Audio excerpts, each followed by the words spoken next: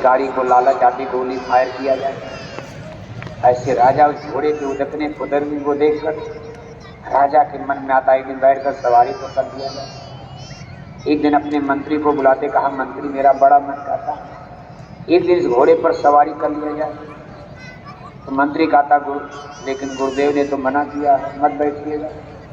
अरे क्या गुरुदेव ने मना किया भाई, पूरब के लिए मना किया, 3 दिशा तो खाली है, हम पूरब नहीं जाएंगे, आप लोग सावधान रहना घोड़ा पूरब न जाने पाए, सिपाही लगा दिया जाए। अब देखो प्रजा भी खुश, हाँ राजा साहब घोड़ा बैठे, इतना सुंदर घोड़ा देखा नहीं था। राजा जन्मेजय घोड़े पर बैठे, ज्यों ही लगाम लगाए, देखो इतना उच्चंत हो, इसीलिए कोई इसको खरीदता नहीं था। व्यापारी उनको धोखा देकर चला गया था। घोड़ा बिल्कुल चंड घोड़ा, टर्रा घोड़ा था। जब लगाम हिलाए, संजोग से घोड़ा पूरब दिशा में खड़ा था।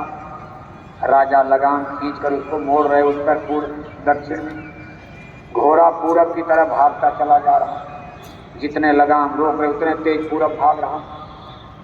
सिपाही सब पीछे, इतना तेज भागा बेलगाम। राजा जन्मेजय चुपचाप घोड़े पर दुबक गए। दिन डूबने लगा। जंगल में भागते भागते कहाँ चला गया।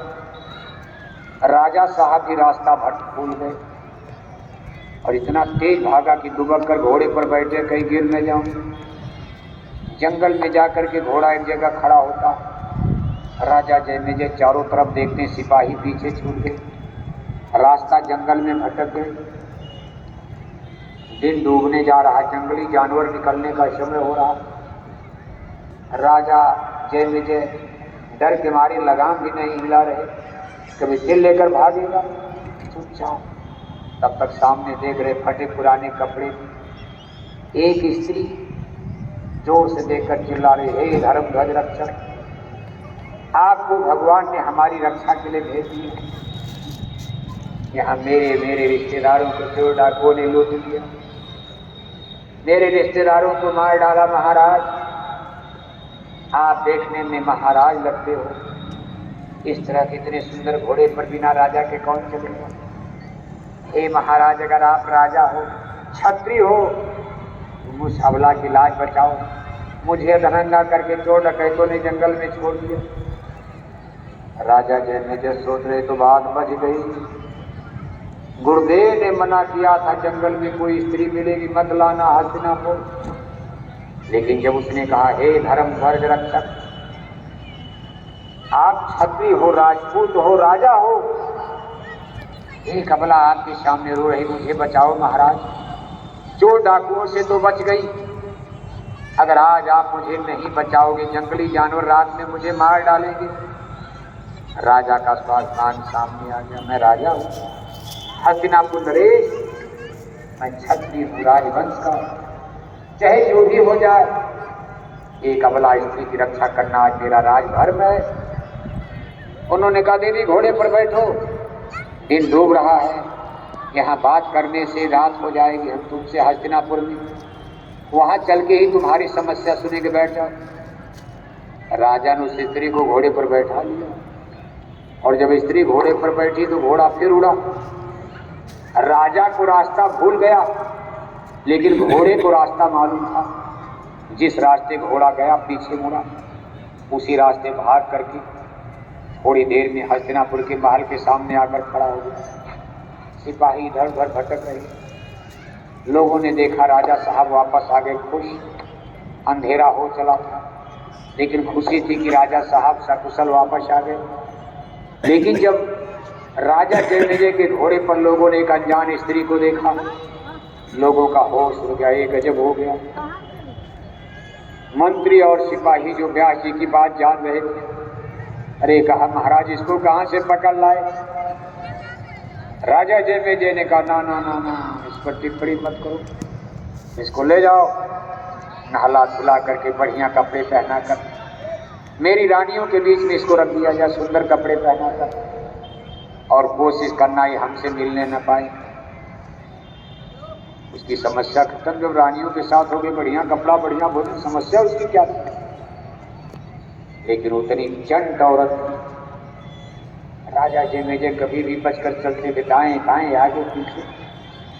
अरे महाराज, आपने कहा था हम हस्तिनापुर में आपकी बात सुनेंगे, आप हमसे मुंह मोड़ लिए, बोलते ही नहीं हैं। राजा जन्मेजय दाएं बाएं बच रहे कि अनर्थ न हो जाए। गुरुदेव ने मना किया है, लेकिन देखो विधि का विधान। एक दिन वो सुंदर कपड़े पहनकर, नहा धो करके, सज करके, इतनी सुंदर कि राजा जन्मेजय की रानियों से भी सुंदर लगने लगी। जब उसको राजसी कपड़े महल वाले पहनने को मिले, राजा जन्मेजय गौर से उसको देखते, मोहित हो जाते। कोई जोगी थे, ऋषि मुनि मोहित हो जाते, बड़े बड़े ज्ञानी ध्यानी गिर जाते।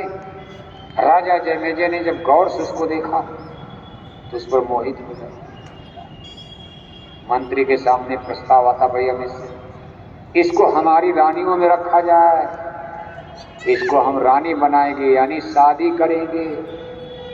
मंत्री ने कहा, राजा ननद, गुरुदेव ने मना, अरे कहा शादी करेंगे, इसकी बात नहीं मानेंगे, यज्ञ नहीं करवाएंगे, इसके कहने से पूजा वूजा नहीं किया जाएगा, शादी करने तो हमको।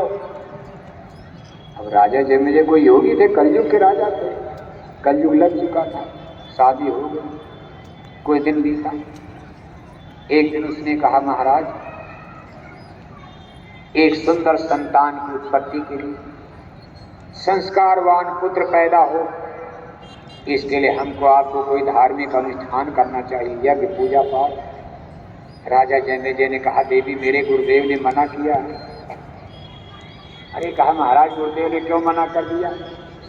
कोई मैं आपसे बात करने के लिए तो कह नहीं रही हूँ, विद्वान आएंगे, वेद मंत्र का पाठ होगा, पूजा पाठ होगा, मंत्रोच्चारण होगा, अच्छा काम होगा, हमारा आपका राजपाट बढ़ेगा, संस्कार बढ़ेगा, प्रगत होगी। गुरुदेव ने क्यों मना कर दिया मुझे मालूम नहीं, लेकिन महाराज धर्म कर्म करने में क्या पाप है? मैं आपकी अर्धांगिनी हूँ, हम दोनों लोग मिलकर उसमें भाग लेंगे, हमारा संस्कार बनेगा। पुत्र मुझको पैदा करना, मैं अगर पूजा में नहीं बैठूंगी तो मेरे पुत्र में कोई अवगुण हो सकता है, क्योंकि पुत्र तो मेरे गर्भ से पैदा होगा महाराज। राजा ने कहा, भाई बात तो बिल्कुल सही है, मैं पूजा करूं और रानी पूजा में न बैठे, पुत्र रानी पैदा करेंगे उनके गर्भ से, मेरे पुत्र में कोई कमी रह सकती है। देखो गुरु की बातों के अवहेलना करके पूजा हो गई, यज्ञ हो गया, पूजा पाठ चलता रहा, मंत्र यज्ञ, कई दिन तक वेदी वेद मंत्र जाप चला। जिस दिन विदाई का समय आया कि पंडित पुरोहितों का विद्वानों की दान दक्षिणा से विदाई की जाएगी, विदाई का समय, खाना पीना हो गया, विदाई का समय आया कि दान दक्षिणा राजा रानी ने विदाई किया जाए विद्वानों की। राजा साहब रानी को खोज रहे तो रानी को भवन में चली गई, अपने बाले की घेर करके, आंखें गुस्से में लाल। को भवन माने पहले जमाने में राजाओं के यहाँ गुस्से का घर, को भवन माने गुस्से का घर। उसमें जब रानियां चली जाती थी, इसका मतलब आज वो किसी गुस्से में कोई कंप्लेन है, कोई शिकायत है, तब राजा लोग मनाने जाते, भाई क्यों ऐसा क्या हो गया। अब रानी को भवन में चली गई, राजा पहुंचे, अरे कहा भाई शुभ मुहूर्त आ गया, विद्वानों को दक्षिणा देकर विदा करना, और आप को भवन में। तो रानी ने गुस्से में कहा, महाराज इसमें कोई विद्वान नहीं है, ये सब ज्ञान पर धर्म पर कलंक है। राजा ने कहा, भाई मेरे भी राज्य के विद्वान देवता हूं, आप इनको अब शब्द का प्रयोग। अरे कहा, महाराज कोई विद्वान नहीं। कहा क्यों? अरे कहा, जब मैं भोजन आज इनको परोस रही थी, मैंने सोचा मैं खुद भोजन इनको कराऊं, विद्वान लोग हैं, कि आप मुझको टुकुर टुकुर देख रहे थे, गलत दृष्टि से इन्होंने मुझको देखा। रानी भाग गई, इनकी दृष्टि मेरे ऊपर गलत पड़ी। राजा को गुस्सा आ गया, मेरी स्त्री, मेरी महारानी को इन विद्वानों ने गलत दृष्टि से देखा। राजा के अंदर देखो तामस जाग जाता है, तलवार निकालते हैं और विद्वानों का कत्ल कर देते, तलवार मार दी। अब उस जमाने में राजा का हाथ कौन पकड़ेगा, राजा ही जज होता था। राजा ही सुपर पावर है, कोई उन पर मुकदमा उकदमा नहीं, राजा रानी सब सुपर पावर। विद्वानों का कत्ल कर, हाहाकार कर दिया प्रजा ने कि मेरे राजा की बुद्धि पागल हो गई।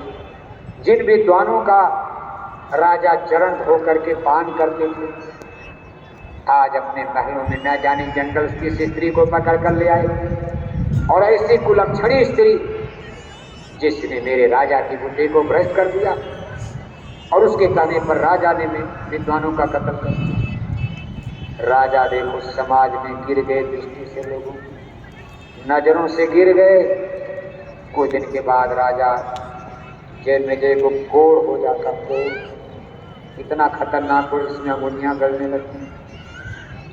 राजा जन्मेजय बीमार होकर बिस्तर पलंग पर पड़ गए, चल फिर नहीं पा रहे, इतना दर्द तकलीफ। ब्याह जी जंगल से देख रहे हैं, वो तो त्रिकालदर्शी थे। जब उन्होंने देखा कि राजा का घमंड अब चूर हो गया, अहंकार खत्म हो गया, तब ब्याह जी अपना कमंडल उठाए हस्तिनापुर महल में पधारे। ब्याह जी को देख करके राजा जन्मेजय रोने लगे। कहा महाराज, ब्याह जी ने कहा राजन क्या हो गया? अरे कहा गुरुदेव समय ने मुझको मार दिया, समय बलवान है ना गुरुदेव। ब्याह जी ने कहा राजन अब समझ में आए, मनुज बलि नहीं होता है, समय हो तो बलवान। हेलन लूटी गोपिका, वही है अर्जुन वही बाण। हे राजन आप तो बड़े ज्ञानी बनते थे, मैंने जितनी बातों पर आपको मना किया था, अगर गुरु की एक बात भी आप मान लेते, अंत में एक बात, आज तुम्हारी ये दुर्दशा न होती। मेरे जितने आदेश, एक भी आदेश नहीं माने, गिरते गिरते गिरते गिरते यहाँ पहुंच गए। खैर ब्याह जी दयालु, कहा ठीक है मैं उपाय करूंगा, मेरे पास है। उसके लिए उन्होंने जो भी धार्मिक अनुष्ठान कर्म था, राजा जन्मेजय को फिर सुरक्षित किया। राजन समझ में आया, आपके पूर्वज मुझको पागल नहीं थे, समय का खेल विचित्र होता। जब समय चक्र चलता, कर्मों का विधान है, कर्मों की लेखी जोखी है। किसी को मारना है, किसी से मरना है, किसी को खाना, किसी का खिलाना, किसी का रोना है, किसी का धोना। राजन इसी तरह दुनिया चल रही है अनादिकाल से, इसलिए ज्यादा अकल बुद्धि नहीं लगाना चाहिए। कहने का कुल मतलब यह है, इसको कहते हैं प्रारब्ध कर्म, और ये आपके खाते में आ चुका है, नहीं बच पाओगे। बचने का बस एक उपाय है, सतगुरु बिना न कोई बाँचे। प्रेमी भाई बहनों, अपनी अकल बुद्धि से नहीं बच पाओगे। कितना अंग्रेजी पढ़ लो, विधि विधान होकर रहेगा। कितनों बड़े डॉक्टर बन जाओ, कितनों इंजीनियर बन जाओ, कितनों आप इंटेलेक्चुअल पर्सन बन जाओ, लेकिन जो लेखा जोखा एक झटके में आपका सब कुछ मटिया मेट कर देता। आप नहीं देखते हो, बड़े बड़े महल खंडहर हो जाते हैं, बड़े बड़े दौलतमंद वीरान हो जाते हैं, बड़े बड़े जमींदार राजे महाराजे बर्बाद हो जाते हैं। अकल वही है, बुद्धि वही है, जब तक चल रहा वही आदमी, वही अकल, वही बुद्धि, सब कुछ है।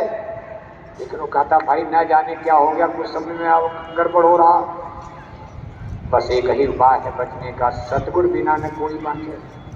हम आपकी किस्मत को धन्यवाद देते हैं, बच गए आप।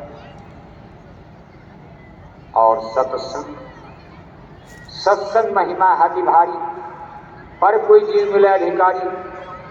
ये सत्संग आपकी रक्षा कर रहा है, इसलिए सत्संग छोड़ा मत करो।